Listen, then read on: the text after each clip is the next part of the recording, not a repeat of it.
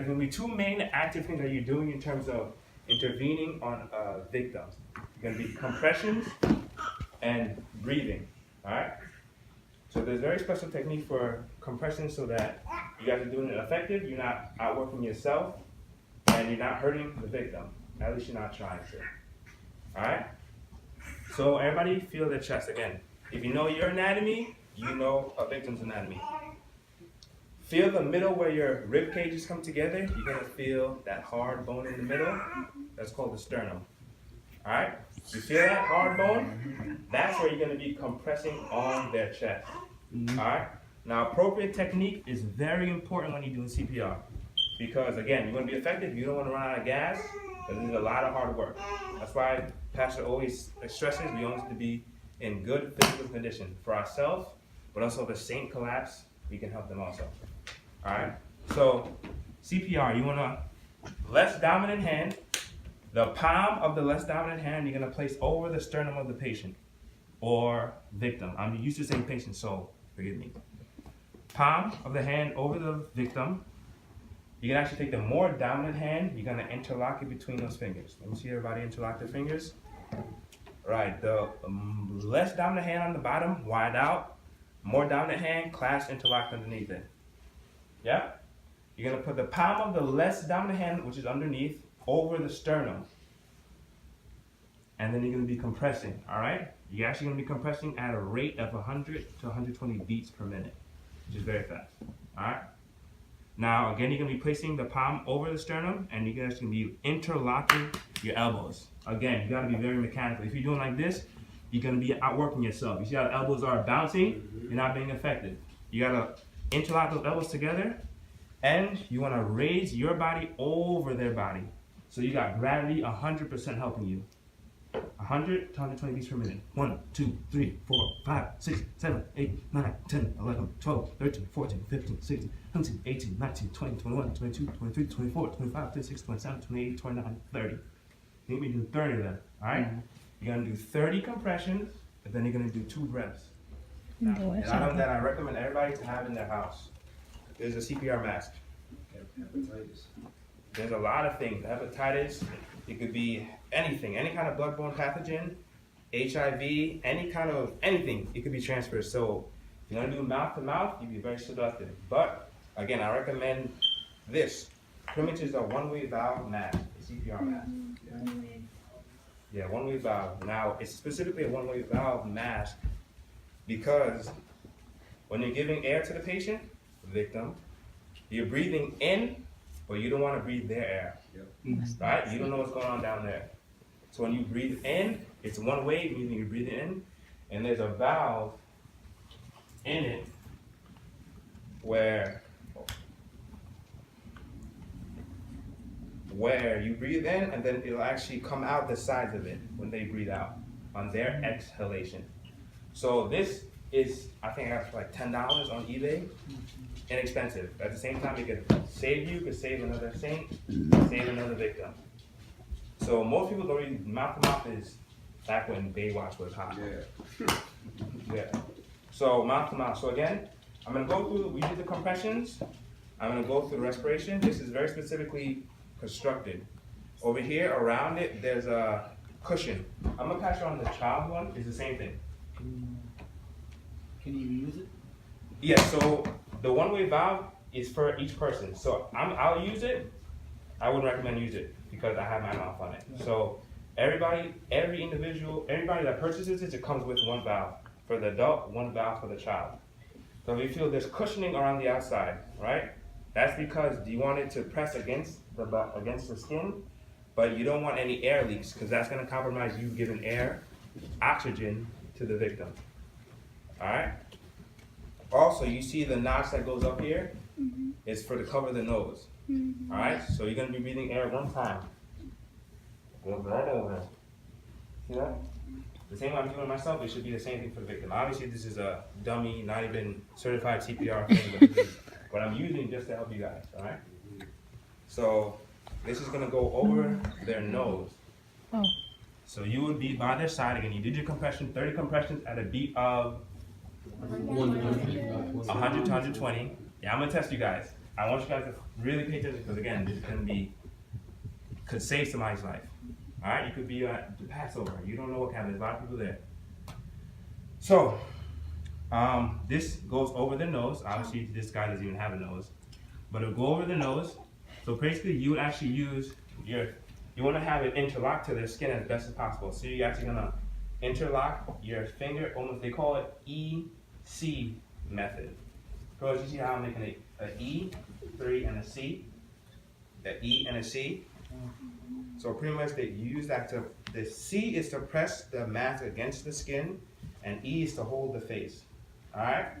And on this part where your chin is, you use your thumb and pointer finger to go underneath the chin. And you're gonna hold that against it. Making sense? Again, I'm using a dummy that doesn't even have a chin, that doesn't have a nose. So I want you guys to understand so that the technique is gonna be very important so that you're not letting any air leak go when you're breathing. Alright? So we're gonna go through compressions again. You come to the scene, you're doing your compressions. 1, 2, 3, 4, 5, 6, 7, 8, 9, 10, all the way to 30. Alright, after 30, you're gonna be doing 2 breaths. So it's always 30 to 2. 30 to 2 at a rate of 100 to 120 beats per minute. Very fast. Before I get to the breaths, I really want to talk about compressions, alright? Technique is very important. Interlock your fingers. Elbows got to be locked in, right? Another important thing is, I want you guys to understand exactly what you're doing. We're not just pumping the chest. What we're actually doing is that we're doing the job of the heart for it. So what we're doing is squeezing the chest, you're actually squeezing the heart down. Now when that happens, you're actually forcing the heart to squeeze or push blood forward, right? Because the heart wasn't even going anything. So literally you're doing the job of the heart for us. Remember CPR, cardio, pulmonary respiration. Cardio, we're doing the job of the heart for it. So when you push down, you gotta make sure you go all the way back up. Again, pushing down, you're pushing blood out of the heart, allowing it to recoil, you're allowing blood to refill back into the heart. Alright? So usually your normal heart rate is like 60, 100. But we want to make sure we're getting as much blood around to the body as much. So we're doing 100 to 120 beats per minute. Alright, so very important, the technique, and also when you give a compression, you allow it to recoil so the heart has the opportunity to refill with blood. Alright? Everybody understand the physiology behind what I'm saying? Alright. So again, after 30 compressions, you're going to give them the 2 breaths. So what you're going to do is, like it did in the EC up top, you're going to use the thumb and the pointer finger to lift the chin up. Now it's very important for us to lift the chin up because when you go like this, you already hear me compromise, right? Right. When you go like that, I have full air exchange going. So you're going to lift the chin up, and you're going to give 2 breaths. 2 breaths, and you're going to go back to compressions. Alright? Now you can only imagine, if you're doing this by yourself, you yourself can get exhausted. So that's why you always assess the scene first, right? You tap the patient, victim. If they're not awake, next thing you do is call for help. Alright, you gotta call for help because you can't do it by yourself. Alright? So I'm gonna have so brother, you're gonna start from the top. So pretty much from the beginning. So again, you come onto the scene of crime or an accident, and tell me what you're gonna do. Alright, so assess the scene. Good. Scene is clear. Scene is clear. Come up. Check to see if They're not getting up. they're not. Call somebody. Yeah. Help! Call 911. Call help. Then E, right? Lift the chin up. Slow down. Oh, back. You good. So let's down it. Okay, I'm gonna tell you. All right. Again, you gotta assess because you don't know if they're breathing. You didn't tell me if you're checked. So if they're breathing, they could be just playing a prank. Then you're gonna be breaking in the chest. Right? Again, you're the first one. It's always tough to be the first one. All right. So again. It's a check. They're not getting up. Help. Good. Next thing you do. Cardiac. Breathing first. Okay. So they're not breathing. So the chest is rising. And the chest is closed. Alright, so I'm gonna go through it one more time. Again, we come to the scene of the crime, you check the area, make sure it's clear. Alright? Then you text the patient. Are you alright? They're not getting up. They're not moving, they're not responding. Okay, then you take a look. You always assess first before you intervene. You gotta know what you're doing. So, okay, are you breathing? The chest is not rising at all. Damn, the chest is not rising. Okay, what about the pulse? Let me check the pulse. No pulse. Then you gotta do compressions. All right? So interlock my elbow. Good. Say it out loud. 1, 2, 3, 4, 5, 6, 7. I'm gonna pause you real quick because this is important, and it's not just you. Everybody does it in the beginning. Your elbows are Oh, it's still doing this? is bouncing. So always stiffen out that elbow. You're gonna lean yourself over the body. You're gonna be doing it with your back on. Yeah, you see how much better. All right, and again, you're looking at the sternum, which is a little higher, and you're gonna be pressing in. All right. Now I'm telling you to say it out loud because you call for help. So you can be doing your compression and somebody comes in. So after I'm gonna show you what to do when somebody comes in to help you. All right. So whenever you're doing it, you always want to be speaking out loud. So that when the person comes in, they know, okay, you're at your almost 30 compressions. I'm gonna do what I need to do to help you. All right? So go ahead. Compressions?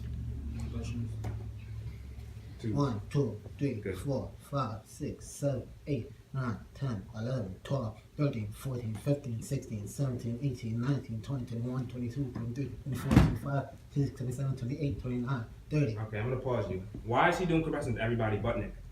Why is he doing compressions? What is the purpose of compressions? For the blood to Good. We're doing the job of the heart. Very good. Go ahead. Breaths? Sit down. Don't actually put your lips on it. Yeah. yeah. So So that kind of E3, party way. Yeah, EC, easy. left of the chin. Right. And you're gonna give 2 strong breaths. Now, very good. Good job, bro. Well. When I teach CPR at the clinic, I always want them to do it in that last scenario. So when I do it, help, call 911. Because if you practicing, you're not being real, it's not gonna be the same. All right. When you're doing compressions, do 1, 2, 3. Do it all your might because we're practicing. But when it's the real deal, it always comes back to you naturally.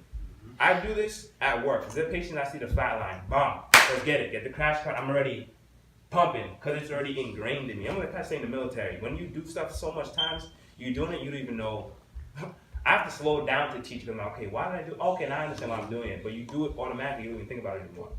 All right, so that's why it's very important to compress fast, call for help, but it's the first time we'll learn this, but it's very important we do it in these steps because you always want to assess the scene, right?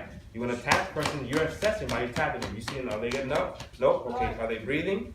They're not breathing. Checking the pulse. All this is assessment because you can't do something before you not know what you're doing.